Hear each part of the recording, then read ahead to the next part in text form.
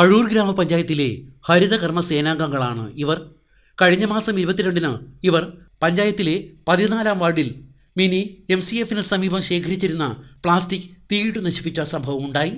ഈ വാർത്ത സമൂഹമാധ്യമങ്ങളിൽ പ്രചരിച്ചതോടെയാണ് ഹരിതകർമ്മ സേനാംഗങ്ങളായ ചിത്ര, ഷിജി എന്നിവരെ ജോലിയിൽ നിന്ന് പുറത്താക്കിയത്. ഈ സംഭവത്തിൽ തങ്ങൾക്ക് യാതൊരു പങ്കുമില്ലെന്നും ഏതോ സാമൂഹ്യവിരുദ്ധരാകാം പ്ലാസ്റ്റിക്കിന് തീയിട്ടതെന്നുമാണ് ഇവരുടെ പക്ഷം.